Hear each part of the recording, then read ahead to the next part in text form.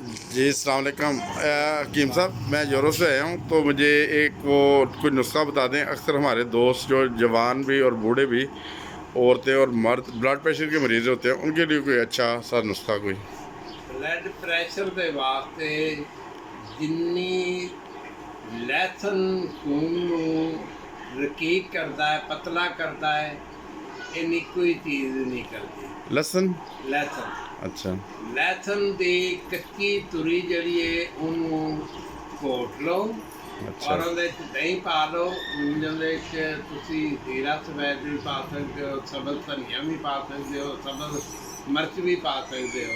सही है। ਤੇ ਉਹਦੇ ਨਾਲ ਸੁੱਕੀ ਰੋਟੀ ਜਿਹੜੀ ਹੈ ਉਹ ਖਾਓ। ਇਹਦੇ ਨਾਲ ਜਿਹੜੀ ਹੈ ਦਿਲ ਦੀ ਧੜਕਣ ਅਗਰ ਵੱਧਦੀ ਹੈ, ਬਲੱਡ ਪ੍ਰੈਸ਼ਰ ਵੱਧਦਾ ਹੈ ਤਾਂ ਉਹ ਘੱਟ ਹੋਵੇਗਾ, ਅਗਰ ਘੱਟ ਹੈ ਤਾਂ ਵੱਧ। ਜਜ਼ਾਕਲਾ ਬੋ ਤੇ ਆਪਣਾ ਇਹ ਵੀ ਦੱਸ ਦਿਓ, ਸਾਡਾ ਦਵਾਖਾਨਾ ਕਿਹੜੀ ਜਗ੍ਹਾ ਹੈ? ਅਗਰ ਕੋਈ ਦੋਸਤ ਪਾਕਿਸਤਾਨ ਆਉਂਦੇ ਨੇ ਤੇ ਉਹ ਇੱਥੋਂ ਆ ਕੇ। ਚਲੋ ਮੈਂ ਰਬੂਏ 'ਚ ਮਸ਼ਹੂਰ ਹੈ, ਰਬੂਏ ਦੇ ਵਿੱਚ ਹਕੀਮ ਮੁਨੱਵਰ ਅਹਿਮਦ ਮਸ਼ਹੂਰ ਹੈ। ਖਤਰਨਾਕ ਬੰਦਾ ਜਿਹੜਾ ਉਹ ਮੈਨੂੰ ਕੋਈ ਵੀ ਨਾ ਕਿਸੇ ਵੀ ਜਗ੍ਹਾ ਤੋਂ ਆ ਕੇ ਕੋਈ ਪੁੱਛ ਲੈ ਕਿ ਰਬੂਏ ਦੇ ਵਿੱਚ ਹਕੀਮ ਮੁਨੱਵਰ ਅਹਿਮਦ ਨੂੰ ਮਿਲਣਾ ਹੈ ਤੇ ਰਕਸ਼ੇ 'ਤੇ ਬਹਿ ਜਾਏ ਤੇ ਰਕਸ਼ੇ ਵਾਲਾ ਮੇਰੇ ਘਰ ਲੈ ਆਵੇ। इंशाल्लाह ताला। ਤੇ ਮੈਂ ਇੱਕ ਮਿੰਟ ਹਕੀਮ ਸਾਹਿਬ ਤੁਹਾਡੇ ਵਾਲ ਸਾਹਿਬ ਦੀ ਵੀ ਤਸਵੀਰ ਦਿਖਾ ਦਾਂ, ਹਕੀਮ ਅਬਦੁਲ ਅਜ਼ੀਜ਼ ਸਾਹਿਬ ਦੀ ਵੀ, ਜਿਹੜੇ ਪੁਰਾਣੇ ਹਕੀਮ ਨੇ। ਚੱਕ ਚਿੱਠਾ ਜ਼ਿਲ੍ਹਾ ਗੁਜਰਾਂਵਾਲਾ ਤੋਂ ਮਸ਼ਹੂਰ ਹਕੀਮ ਅਬਦੁਲ ਅਜ਼ੀਜ਼ ਸਾਹਿਬ ਮੇਰੇ ਨਾਨਾ ਬਾਸੀ। ਤੇ ਇਸੇ ਤਰ੍ਹਾਂ ਹੀ ਇਹ ਹਕੀਮ ਸਾਹਿਬ ਦੇ ਵਾਲਦ ਸਾਹਿਬ ਤੇ ਹਕੀਮ ਸਾਹਿਬ ਦੀ ਜਵਾਨੀ ਤਸਵੀਰ ਹੈ।